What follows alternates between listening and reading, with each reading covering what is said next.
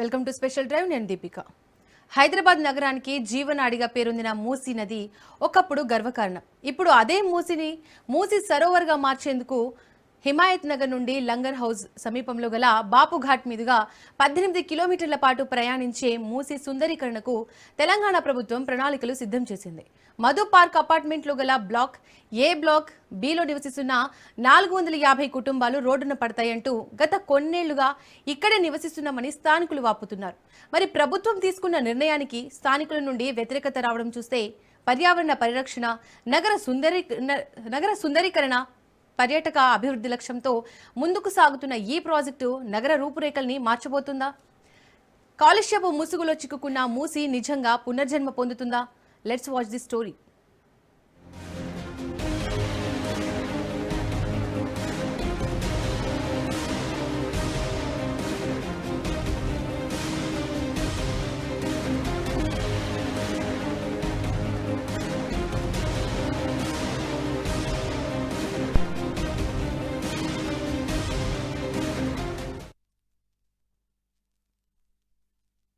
మొత్తంగా కూడా 12వ తేదీన నోటీసులు అయితే జారీ చేశారు. అయితే ఇక్కడ ఫ్లక్కర్ కూడా చూస్తున్నాం.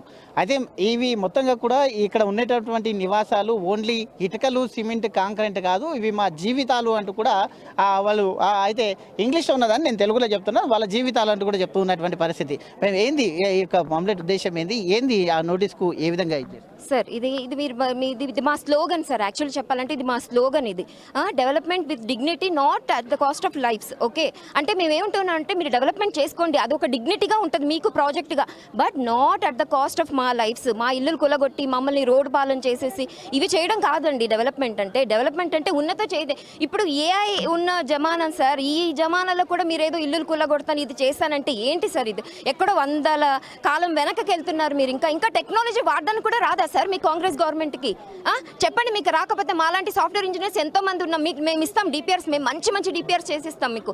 ఒక్క లైఫ్ ఇది కాకుండా ఇంకా మీకు ఎంత మంచి పేరు వస్తుంది అంటే అంత మంచి పేరు వచ్చేలా మేము మీకు డిపిఆర్స్ని రెడీ చేసిస్తాం. మాట ఎత్తితే అసలు ఈ గవర్నమెంట్ వచ్చినప్పటి నుంచి ఏం చేశారండి మీరు? మాట ఎత్తితే అక్కడ హైడ్రా అని చెప్పి కుల్లగొడుతున్నారు, ఇక్కడ మూసీ అని చెప్పి కుల్లగొడుతున్నారు, ఇంకొకటి ఏదో అని చెప్పి కుల్లగొడుతున్నారు. ఒక్క మంచి పని చేశారా అండి? ఆడపిల్లలమండి, రోడ్ ఎక్కామండి, మీకు అర్థం కావట్లేదా? మాకు 2 ఏళ్ల నుంచి అండి, 2 ఇయర్స్ నుంచి మేము అసలు మాకు వల్ల అవ్వట్లేదు తెలుసా, నిద్ర లేదు సార్ మాకు. 2 ఇయర్స్ నుంచి నిద్ర లేదు తెలుసా, ప్రతిరోజు పోరాడుతున్నాం సార్. ఇప్పుడు మేమందరూ జాబ్ చేసేవాళ్ళం సార్, ప్రతిరోజు రోడ్డు మీద పడి మేము అవుతుందా సార్ మాకు రావడానికి? అదేంటి దాన్ని యూటిలైజ్ చేసుకుంటున్నారు. ఓకే, వీళ్ళు బయటికి రారు కదా, చూసుకుందాం వీళ్ళు ఏం చేస్తారని మీరు అనుకుంటున్నారేమో. మేము ఆడపిల్లలము ఏంటి గాజులు వేసుకొని వంటగదిలో కూర్చొని వంట వండుకుంటూ ఉంటామని. అదే చేతులతో చెప్తున్నాను, అదే చేతులకి ఎంత పవర్ ఉందని చెప్తే, కోడింగ్ చేసే పవర్ ఉంది మాకు, పెన్ ఇచ్చారంటే ఆర్టికల్ రాసే పవర్ ఉంది, మైక్ ఇచ్చారంటే దుమ్ము దులిపే అంత మాకు కెపాసిటీ కూడా ఉందండి. అంత అండర్ ఎస్టిమేట్ చేయకండి మా లేడీస్ని. ఇది మా ఇల్లులు, మా కళ, ఇది మా కళని ఎక్కడైనా మీరు నిజంగా ఏదైనా చేయాలని అనుకున్నారన్నా కుదరదండి. అసలు మీ డ్రీమ్స్లో కూడా కాదండి ఇది, మీరు చెయ్యలేరు. ఇది మీరు చేయాలనుకుంటే మూసి చేయండి, మేము అందరం వస్తాం, మీ కూలి పని చేయడానికి మేము రెడీగా ఉన్నాం, కానీ మా ఇల్లులు ఒక్కటి కూడా పోనివ్వమండి. ఫైనల్గా ఏంది మేడం, అభివృద్ధి పేరుతో చేస్తున్నామంటున్నారు, ఫైనల్గా ఏం చెప్పదలుచుకుంటున్నారు? ఫైనల్గా లేదు sir, final last and final ఇదే అండి. మేమైతే మా ఇల్లులు ఇవ్వమండి, కానీ మేము at the same time we are not against the ఏమంటారు డెవలప్మెంట్కి. మీరు చేసుకోండి, ఏమైనా చేసుకోండి, మీకు ఇంకా డబ్బులు సరిపోలేదా దానికి మేము కూడా ఇవ్వడానికి రెడీగా ఉన్నామండి, అంతే. చూసుకోవచ్చు. ఫైనల్గా చూసుకుంటే కనుక ఇది ఓన్లీ కాంక్రీట్, ఇటుకలు, సిమెంట్ మాత్రమే కాదు, ఇవి మా జీవితాలు, ఇక నుండి మేము కదిలే ప్రసక్తే లేదంటూ కూడా ఈ విధంగా స్లోగన్స్తో పాటు వాళ్ళు వస్తున్నటువంటి పరిస్థితులు మనం చూస్తున్నాం. ఖచ్చితంగా వాళ్ళ బాధ చూడొచ్చు. కొన్ని సంవత్సరాల నుండి ఇక్కడ ఉంటున్నాం, ఇప్పుడే కాదు, కొత్తగా కాదు, ఇక నుండి వదిలిపెట్టే ఇది లేదు. మా కష్టార్జితం రూపాయి సంపాదించుకొని ఇక్కడ ఈ యొక్క నిర్మాణాలను చేపట్టుకున్నాం, కానీ ప్రభుత్వం మాత్రం అభివృద్ధికి మేము ఎవరు కూడా సాటిలేము, కానీ అభివృద్ధిలో భాగంగా మేము కూడా తలా చేస్తాం, కానీ ఈ విధంగా చేయడం మాత్రం తగదంటూ కూడా చెప్తున్నారు. వీడియో జర్నలిస్ట్ వరుణ్తో ప్రవీణ్, రాజ్ న్యూస్, హైదరాబాద్. అభివృద్ధి పేరుతో మొదలైన ఈ ప్రాజెక్టు ఇప్పుడు స్థానికుల జీవనాధారాన్ని ప్రశ్నార్థకంగా మార్చింది. బి బ్లాక్లో నివసిస్తున్న కుటుంబాలు గత 2 ఏళ్లుగా ఆందోళనలోనే జీవిస్తున్నామని చెబుతున్నాయి. తరచూ జారీ అవుతున్న నోటీసులు, ఖాళీ చేయాలన్న సూచనలు తమలో భయాందోళనలకు కారణమయ్యాయని వాపోతున్నారు. తాము కష్టపడి సంపాదించిన డబ్బుతో కొనుగోలు చేసిన ఇళ్లను ఒక్కసారిగా వదిలేయమంటే ఎలా సాధ్యమవుతుందని ప్రశ్నిస్తున్నారు. అభివృద్ధి కోసం ప్రభుత్వం ముందుకు వస్తే తాము సహకరిస్తామని, అవసరమైతే చందాలు వేసి ఒక్కరోజు జీతాన్ని కూడా ఇవ్వడానికి సిద్ధమని చెబుతున్నారు. కానీ తమ ఇళ్లను కూల్చేయడమే లక్ష్యంగా ఉన్న ప్రాజెక్టును మాత్రం అంగీకరించబోమని స్పష్టం చేస్తున్నారు.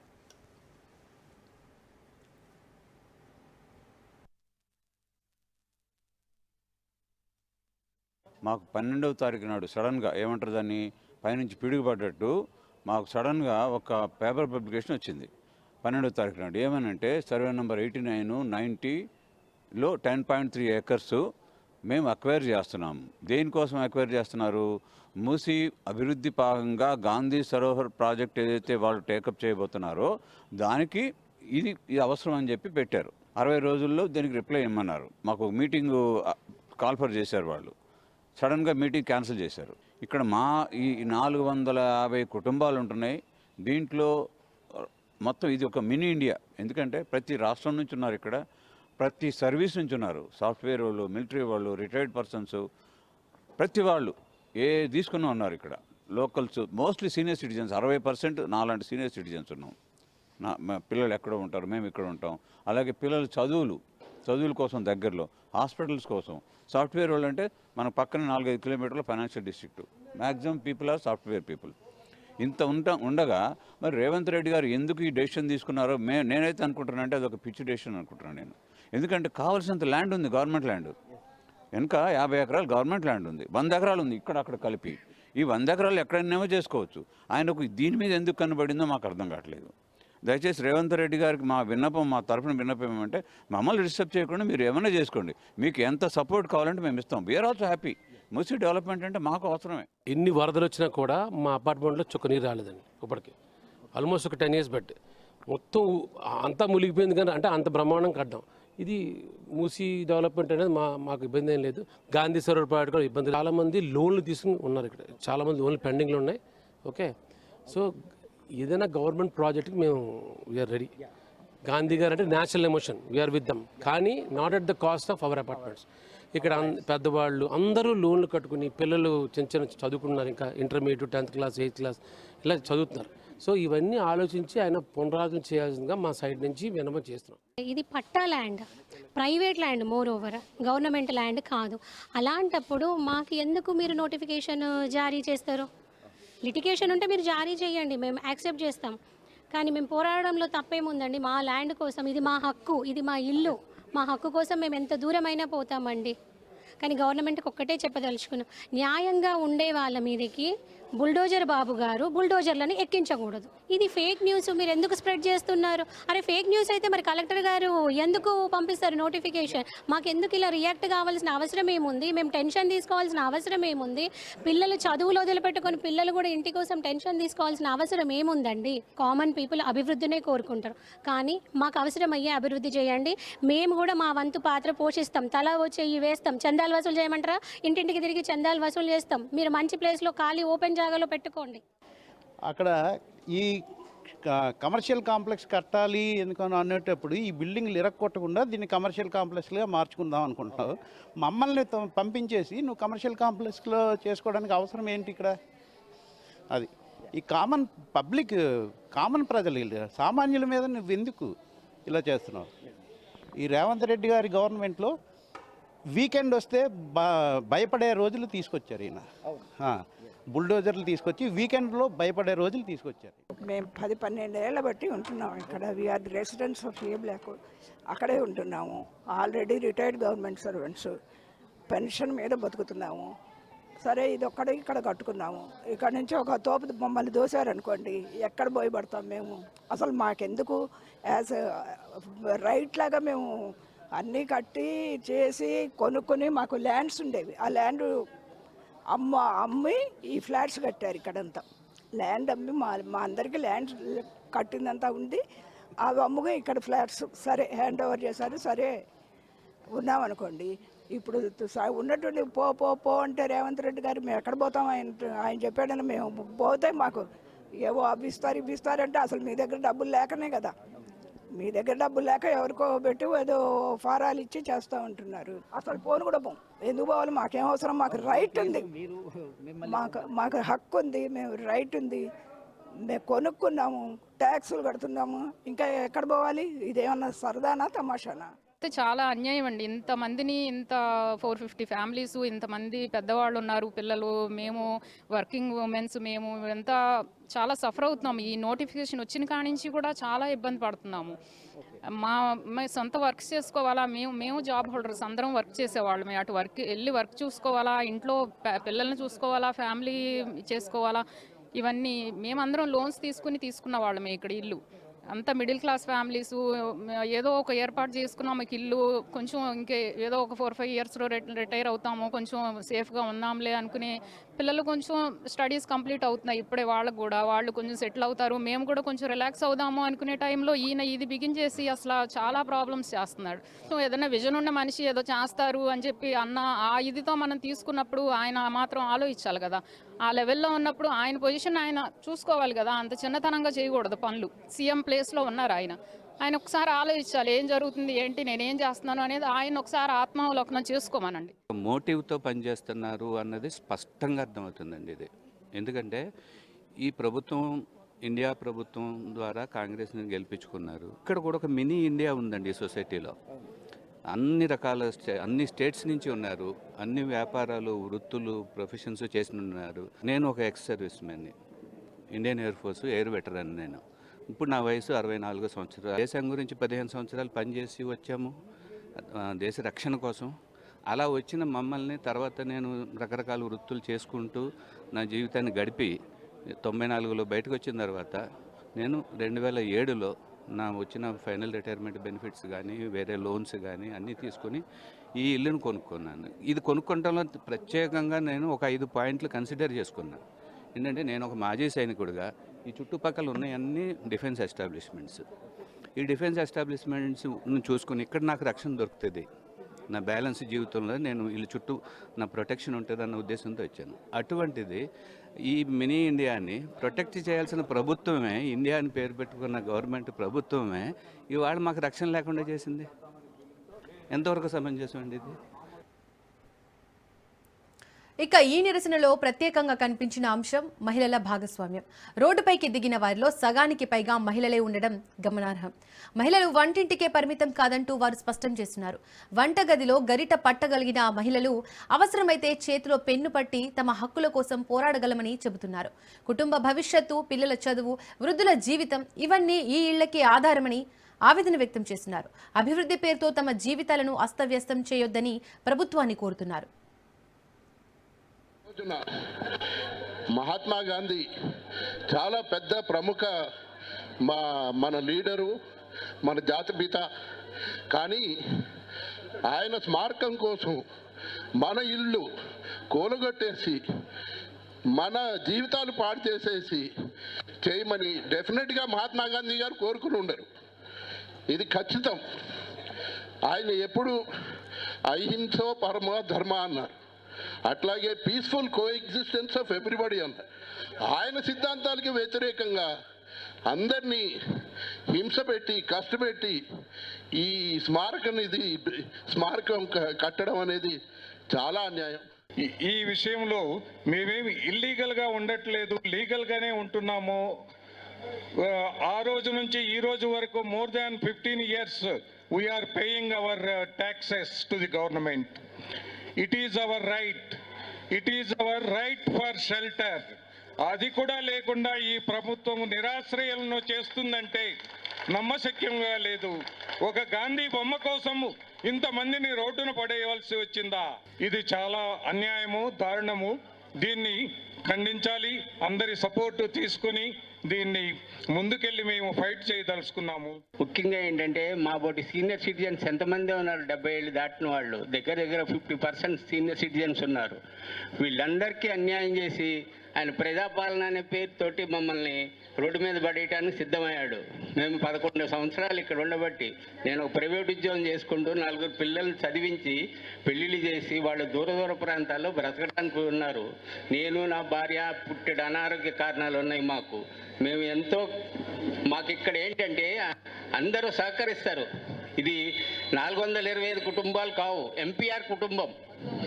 ఈ ఎంపీఆర్ కుటుంబంలో అందరం కలిసి ఎంతో ఉత్సాహంగా ఉల్లాసంగా ఎవరికి ఏ కష్టం వచ్చినా అందరం ఒక దగ్గర చేరి వాళ్ళ కష్ట సుఖాలను పంచుకుంటాం. If Revanth Reddy wants to do something, he has to come to our colony, look at the roads, look at the bridges which are stopped. We don't have proper street lights. We don't even have a proper drainage line. If he wants to do the development, let him do this. And today, if Mr. Mahatma Gandhi would have been alive, he would have not suggested this.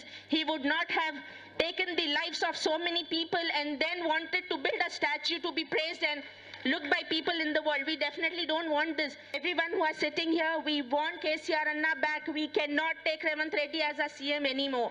Because there is no development. In the name of development, there is only demolition. So definitely not required. మేము 2 years నుంచి ఈ Musi issue కోసం struggle అవుతూనే ఉన్నామండి. 2 years నుంచి నిద్ర లేదు మాకు.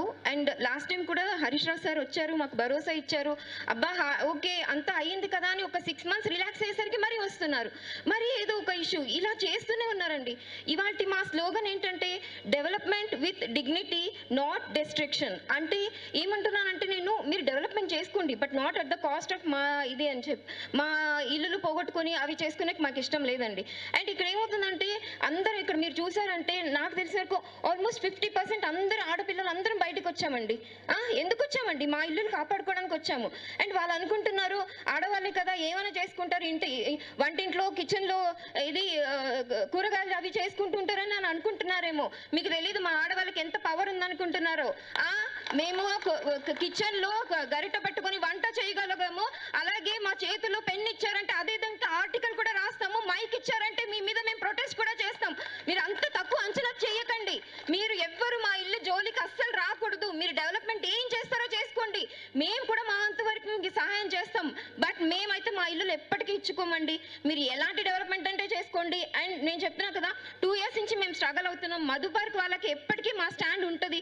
అలాగే మా ఇష్యూ వచ్చినప్పుడు కూడా వాళ్ళు కూడా మా కోసం స్టాండ్ చేసుకుంటున్నారు. Staying in MPR Madhu Park Ridge Block B from past 10 years. This is not about only Madhu Park Ridge. If today it is Madhu Park Ridge, tomorrow it could be any community that is flourishing. So my first question to the team who has proposed this Gandhi Sarovar project is, what essential beautification do you identify at the cost of 450 plus family in Madhu Park Ridge and the alongside areas of Madhu Park Ridge? This project is not that so essential that you have to demolish and make 450 families suffer. And I want to question the team, where is the assessment? Where is the assessment that you have conducted mentioning how many livelihood will be at the cost of this project? How the biological impact it is going to bring? Where is the assessment being published that this is the reason we are coming up with this project? Constructing one idol at the cost of so many families is not even a small child will also think. So being in that such a big power, you do not even consider the people who have chosen you. Always remember, if a public can choose you, public can take you off. Government is by the people, for the people. You cannot become a government from the support of people and then go against those people who have chosen you. This is of Osaka, Japan. One highway is going through building. See, highway is going through building means the building was not demolished for the purpose of any public purpose. Building మధ్యలోంచి ఒక highway తీసుకెళ్ళిపోయి ఆ building కూడా కాపాడింది, public purpose కూడా solve అయింది. In the same way మన నాయకులకు విజ్ఞప్తి చేసేది ఏంటంటే, మన గవర్నమెంట్ అసెంబ్లీలో అదే పాయింట్ రైజ్ చేసి బిల్డింగులు కూల్చకుండా మీరు డెవలప్మెంట్ చేయండి అని రిక్వెస్ట్ వాళ్ళకి తీసుకెళ్తారని మా మనవి. Thank you. మనం ప్రీవియస్ గవర్నమెంట్లో కూడా చూసాం, ఎవరిని డిస్టర్బ్ చేయకుండా ఎంత ఫ్లైఓవర్స్ కట్టారు మీకు అందరికీ తెలుసు. గచ్చిబౌలి ఫ్లైఓవర్ కానీ ఏదైనా కానీ ఎవరిని డిస్టర్బ్ చేయలేదు. ఇన్ ద సేమ్ వే మీరు గవర్నమెంట్కి ఈ పాయింట్ తీసుకురండి. మధు పార్క్ కానీ ఏదైనా మూసి చుట్టుపక్కల ఉన్న వాళ్ళని ఎవరిని డిస్టర్బ్ చేయకుండా మీరు ఎంత డెవలప్ చేయగలిగితే అంత మంచిదని మీ ద్వారా మేము విన్నవించాలని తెలుసుకున్నాం. ఫస్ట్ ఈ న్యూస్ వచ్చినప్పుడు మేమైతే చాలా షాక్ అయిపోయినామంట. మేమైతే రెడీగా లేము రావడానికి. యూనో మధు పార్క్ ఇచ్చేయాలని మేము రెడీగా లేము, అందుకనే చెప్పడానికి చేసింది. మహాత్మా గాంధీ విగ్రహం ఏర్పాటు వంటి కార్యక్రమాలను స్వాగతిస్తామని బాధితులు చెబుతున్నప్పటికీ తమ సొంత ఇళ్లను వదులుకోవాలని చెప్పడం అన్యాయమని ఆరోపిస్తున్నారు. ప్రజల అభిప్రాయాలను పరిగణలోకి తీసుకోకుండా నిర్ణయాలు తీసుకోవడం సరైన విధానం కాదంటున్నారు. ప్రాజెక్టు అమలుకు ముందు ప్రత్యామ్నాయాలు, సరైన పునరావాసం, పారదర్శక చర్చలు అవసరమని డిమాండ్ చేస్తున్నారు. ప్రభుత్వం స్పందించి తమ సమస్యలను పరిష్కరించకపోతే పోరాటాన్ని మరింత ఉధృతం చేస్తామని హెచ్చరిస్తున్నారు.